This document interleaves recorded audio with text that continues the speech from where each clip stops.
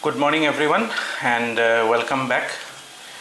আমি আকৌ লগ হৈছো সিভিল সার্ভিস ইন্টারভিউৰ কাৰণে যেটো কারেন্ট অ্যাফেয়ার্স প্রোগ্রাম আমি LALANS IAS ত যোৱাকালিৰ পৰা স্টার্ট কৰিছিলো এটোৰ continuation so let us continue so interview মানে আমিটো মানে we do not know what is there is no predefined syllabus for the interview prelims and mains there is a predefined syllabus but interview amar options henukwa eta direction ot jabole na thake so hetu karone hoday tinta approach rakhibo lage interview prothom approach to hobo you should always go for simple solutions do not go for any complex ideas the questions আপোনালোক যেটো দিব আপোনালোকৰ opinion seek কৰিবলৈ দিব আজি এতিয়া আমি যিকিটা topic পঢ়িম তাতো আমি সেই বস্তুটোৰ ওপৰতে এমফাসাইজ কৰিম যে ultimately what is the simple idea that we can draw from it what is the simple message that we can convey ঠিক আছে so it should be your own opinion and on most matters you can obviously use experts opinion but that is to support your own opinion it should not be like ki ami mains ot janeke likhu amuke etu koise tamuke etu koise they are not interested interview board is interested to know your personality so tate prothom kotha monot rakhibo bostu bilakor upor apalake nijor opinion eta frame koribole par nijor opinion bahut khetrot amar ekhinit confusion lage je aji say for example manipuri shootut kali ami jetu pohilu so what can be your opinion amar opinion generally যদি আমি নপঢ়ো তেতিয়াহলে আমাৰ অপিনিয়নটো বেলেগ হ'ব কিন্তু বস্তুটো যদি প্ৰপাৰলি পঢ়ি পেলাই আমি বস্তুটোৰ ওপৰত এটা অপিনিয়ন দিও then that will be a bit different so the better will be the second option you study the topic যিবিলাক মেইন কি ফ্যাক্টস আছে হেখিনি আমি পঢ়িব লাগিব তাৰ পিছত আমি হেতুৰ ওপৰত এটা এক্সপাৰ্ট অপিনিয়ন চালো তাৰ পিছত আমি এটা আইডিয়া পাম যে okay this is acceptable we can go in this direction so that is how it is you have to create so here your own opinion is not your man ki baat it's not your man ki baat only one person has the right to have the man ki baat in India as you all know here your opinion is basically an informed opinion and what we are trying to develop at LALANS IAS is we are trying to work on this aspect so that this aspect can be better generated okay so always focus on it okay you should give simple yet elegant answers simple beautiful things you can say simple relevant things you should say not some like something that is not at all relevant to the idea in hand take it sir second key thing you should always remember while answering interview question is do not take ideological or political positions okay so here because see we have already studied in ethics certain values of civil servant because we are going to be a civil servant we are not going to be a journalist it is not an interview to become an activist or a journalist it is an interview to become the civil servant so remember the values that you studied in ethics the one primary value of civil servants is neutrality and impartiality so this value should be reflected in your personality when you are attempting the answers when you are giving your opinion aponokor impartiality aspect to impartiality or neutrality ami ethics ot pohisu ethics eta prepare korisilo the neutrality means you are taking decisions on merit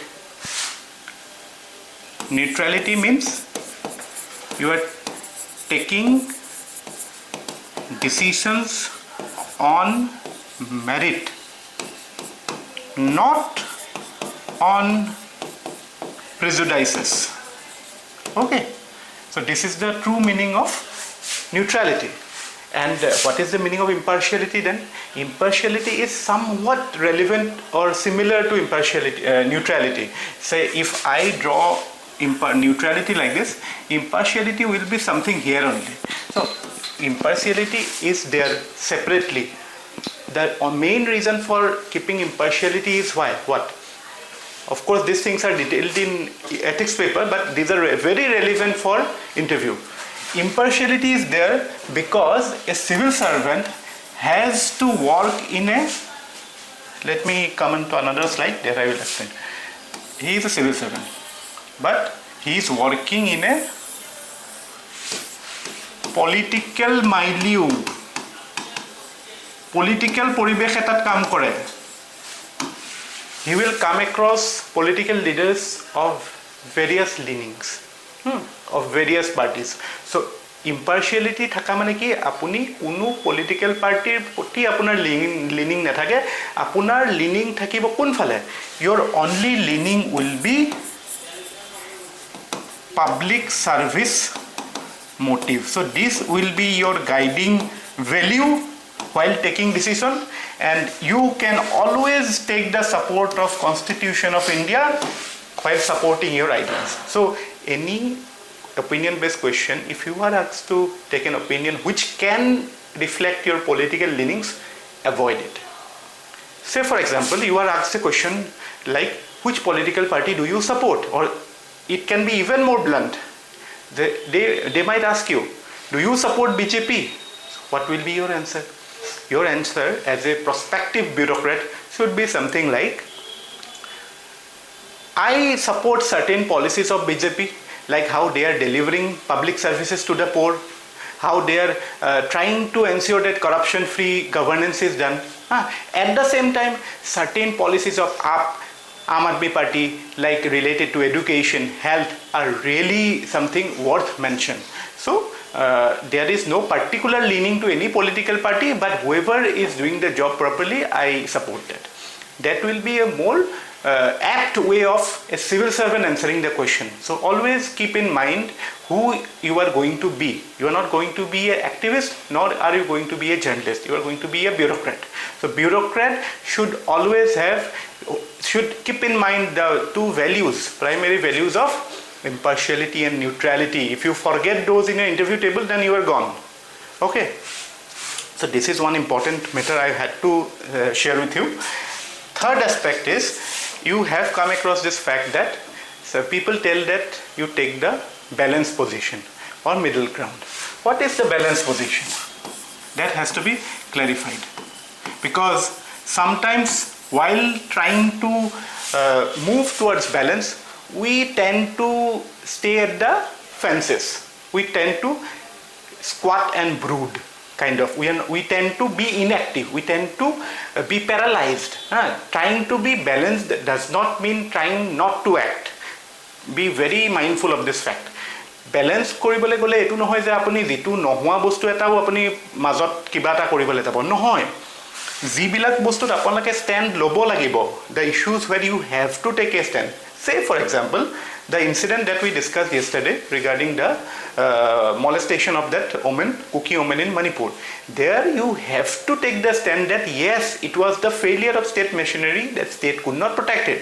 There you cannot act balanced ki okay, the situation was such that state could not provide security. No.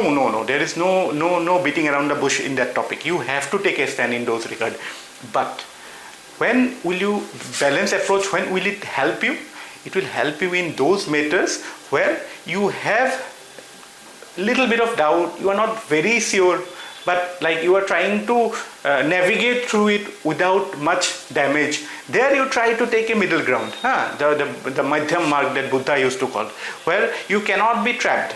Those questions you can, but where it is up to your intellect. Actually, interview preparation guidance is not something that can be dictated. It is very much a part of self-exploration. You have to learn yourself, you have to improve yourself. So, but some pointers are very relevant, because these things are, especially those who are going to face the interview for the first time, they will face this scenario. They might feel that they have to answer in a very balanced manner, but then you might be given an opportunity to take a strong position related to India-China. There you cannot be balanced. You have to say that these are the security scenario between India and China, and we have to take action on this. If they come to our border with arms, then we have to retaliate with arms. So those things where you have to take a stand, you have to. There don't go for the balance. Okay, so this is briefly certain aspects of interview related preparation that I thought will be beneficial to you. And now coming to the topic aspect of the things. Yesterday we did the Manipur crisis. There is a development today in the newspaper. If you have gone through today's newspaper, you could have come across the fact that Supreme Court of India has formed a panel of ex-High Court judges. Why? What is the purpose? The purpose is to look into relief and rehabilitation of victims in Manipur. Relief and rehabilitation. Of course, many questions can come from this area. Okay, why? What is the role of Supreme Court, or how is it possible that providing security is a direct mandate of the executive, but why the judiciary is taking a stand, or why judiciary is forming a commission? In fact, regarding that Oman, there is already a CBI inquiry going on, but Supreme Court has brought in another officer to oversee that process, that CBI inquiry. So naturally it comes to mind that how can Supreme Court have that power? So for that you have to go back to the Constitution of India. There has been multiple petitions filed in Supreme Court regarding the Manipur violence, and for your information I have to share this with you. There has been around 6,000 FIRs filed in various police stations in Manipur in the last 3 months. So to deal with this humongous number of cases, Manipur police is incompetent or incapable, or they are not at this moment capable of handling them on their own, and the situation is going out of hand. Even government is saying that it is very sensitive, it can flare up any moment and become more uncontrollable. So rather than going for the extreme measure, what can be the extreme measure? There can be imposition of martial law. Martial law is there in the Constitution. So Article 34 of the Constitution mentions martial law, so that can be an extreme measure. Even if precedent rule comes into play, if things doesn't normalize, then it can be a total military rule. So we should not let things go out of hand to that extent. So Supreme Court has rightfully intervened.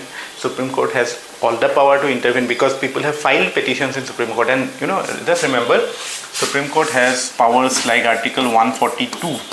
Article 42 says that Supreme Court has the power to do complete justice.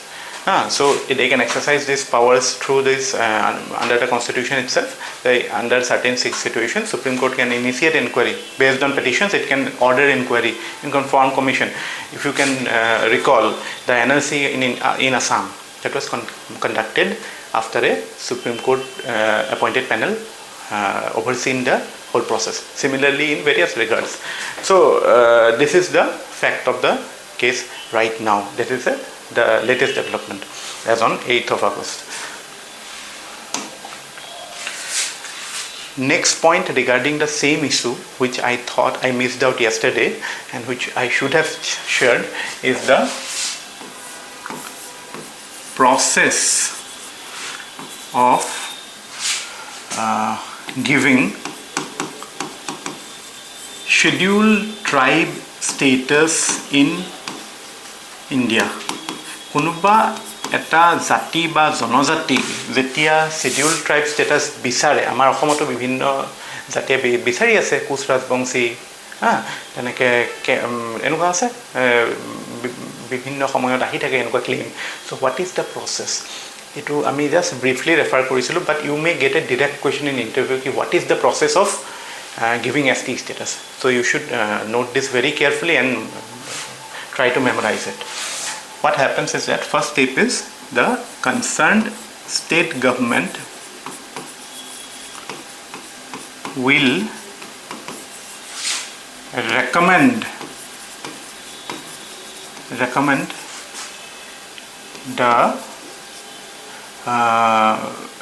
the claim to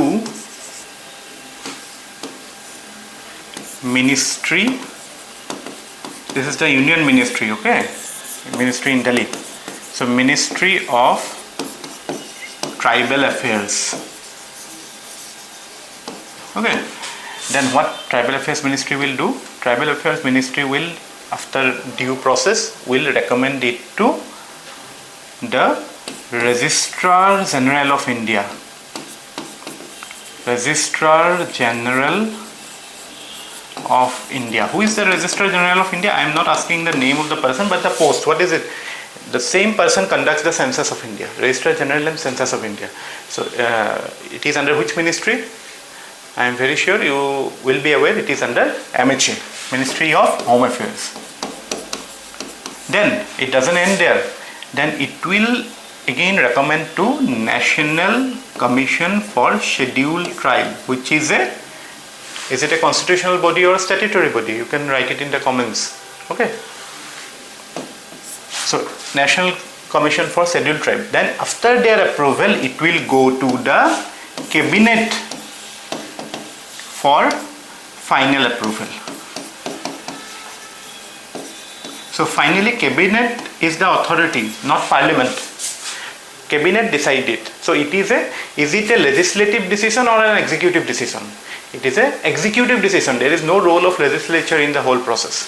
So the executive will process it, and then executive will only finalize it. So this is the way how ST status is granted in India. Now what happened in Manipur? When the High Court directed the state government to recommend the matter of Meitei's ST status to Tribal Affairs Ministry, problem emerged. Problem erupted. So that is the point. So you should note it down very carefully. You might be asked directly what is the process. Very straightforward process, you should know. Because it is very relevant for Assam also.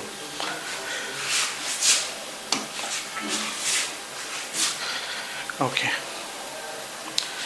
So moving to the topic of the day.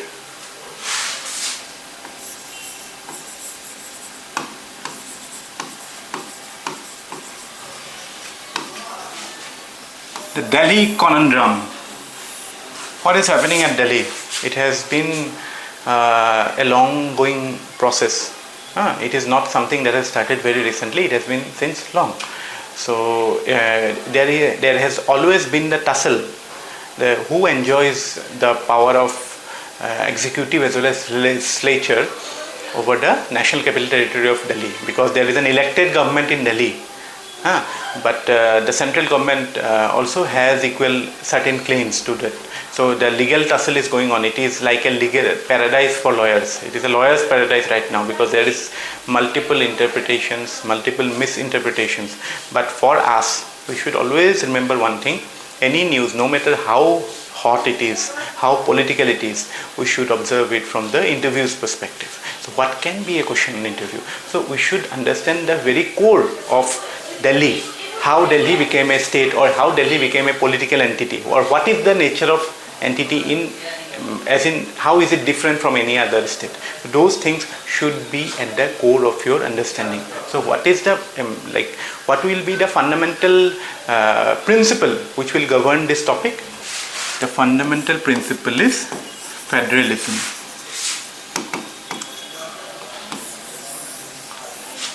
So India, as you all know, is a federal state. Federal state means when there are two governments, there is not only a single government at center, but there are multiple state governments, multiple sub-national governments. So when there are multiple governments, and multiple governments draw their power from the constitution itself independently. It is not like the government of Assam is enjoying power which has been delegated by the union government. It is not like that.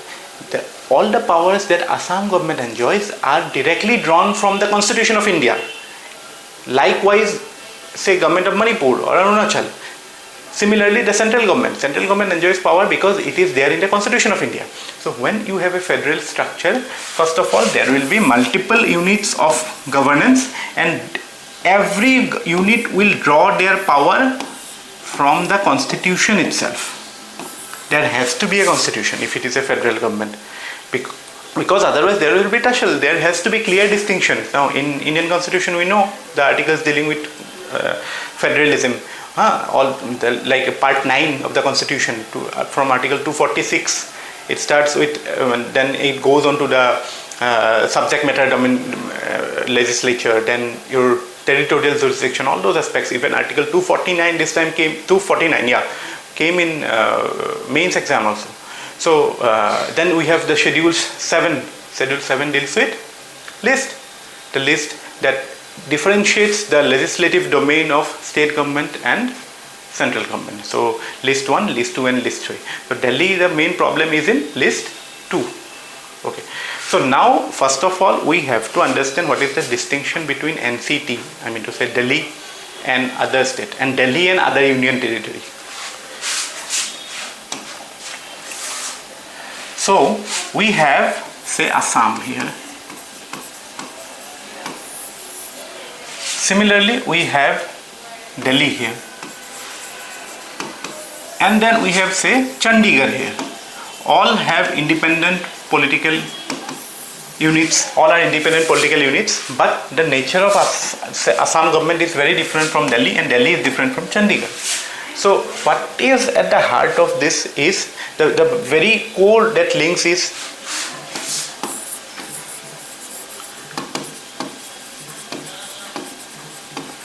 parliamentary democracy. Because India is a parliamentary democracy, so parliamentary democracy is something that connects all three. So what do you mean by parliamentary democracy? Parliamentary democracy is that form of government where the Council of Ministers are directly responsible to the Parliament. In India's case, it is directly to the Lok Sabha. Similarly, for the state governments also, the state governments are directly responsible to the respective legislature.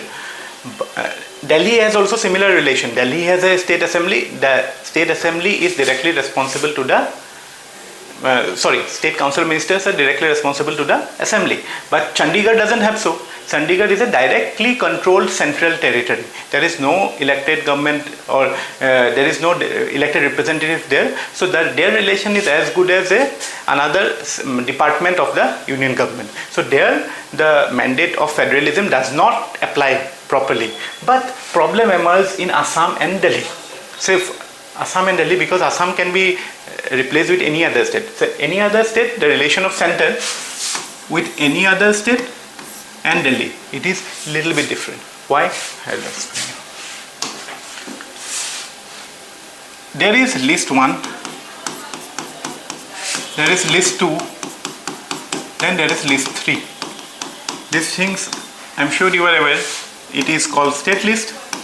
All the entries in list 2, who has the power to make laws on these subjects? The state government or the state legislature.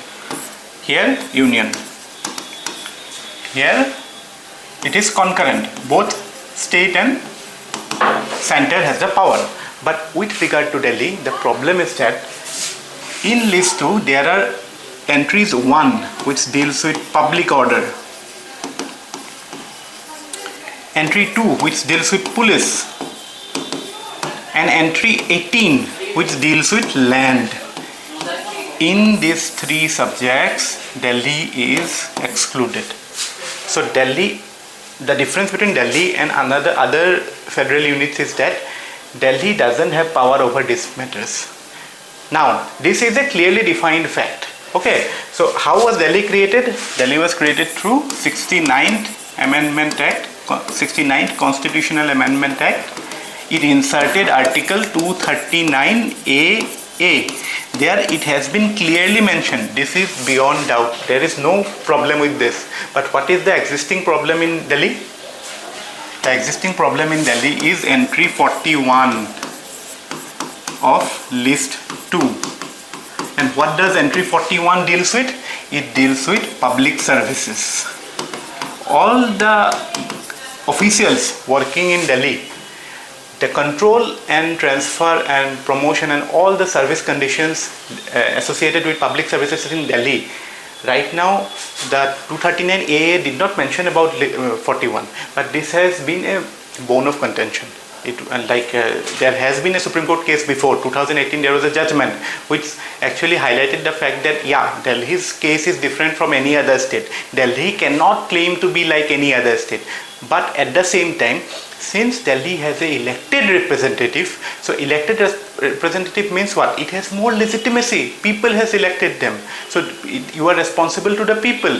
So that way you have to respect the mandate of the people. So that way you cannot treat Delhi like Chandigarh, but at the same time you cannot treat Delhi like Assam also.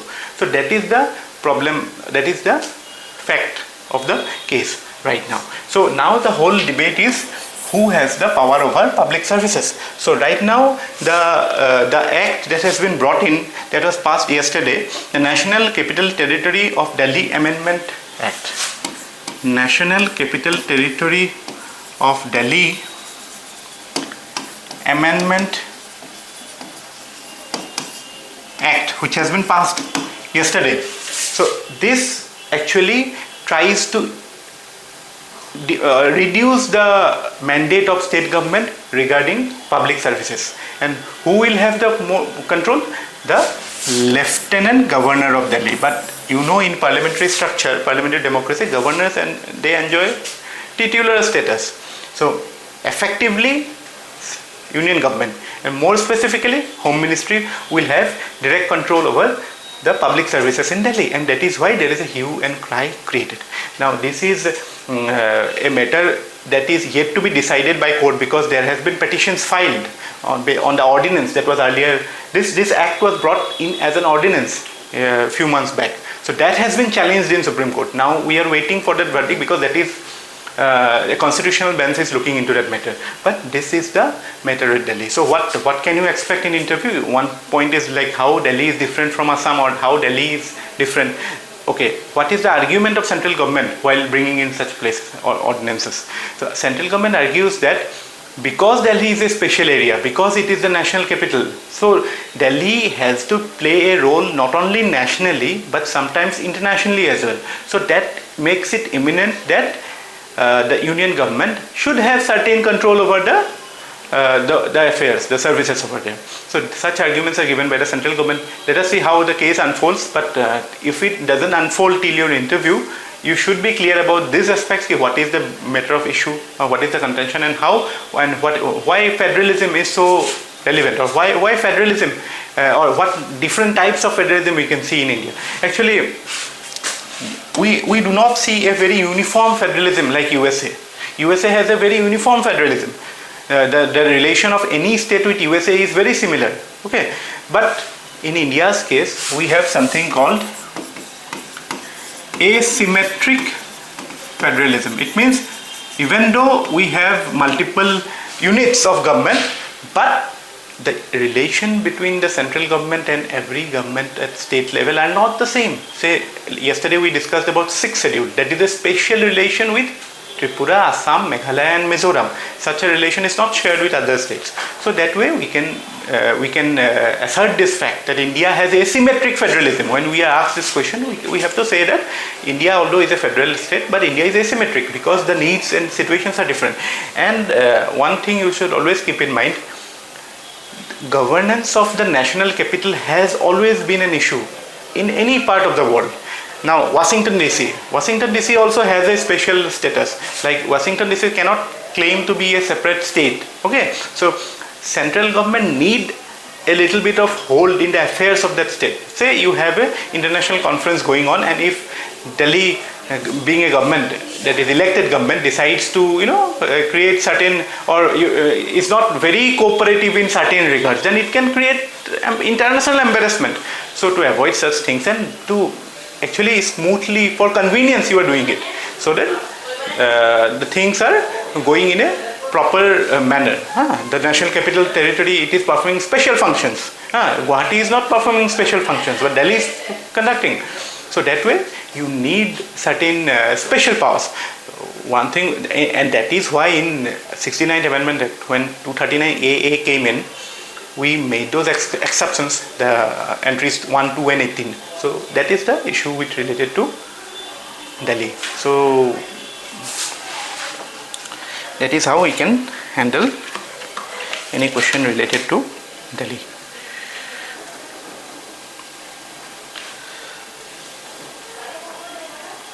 So this act clearly states that Delhi Legislative Assembly will not have powers over entry 41 of list 2 of the 7th schedule.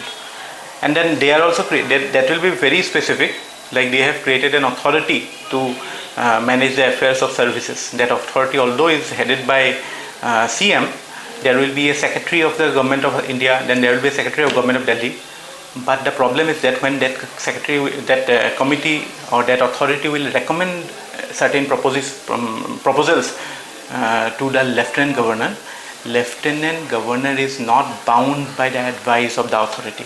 He has his own discretion. It is up to him to decide. So essentially, lieutenant governor, you can substitute him for, say, union government, because he is just a man of the union government, a person of the union government. You should be gender neutral in this regard. So that is the affairs in Delhi. The main problem is created by entry 41, how or who has the control over public services. But at the fundamental level, it is a question on India's federal structure. So your range of question can be from what is happening in Delhi, what is the issue, to the principle, matters of principle, like how Delhi is different from Assam, or why Delhi needs to be a separate entity. So such can be the nature of questions that you might face in the interview. So with that, we conclude today's session. Thank you. See you again, and please do comment so that we can ascertain how you are progressing. If you have anything to say, anything to comment, do comment. Thank you.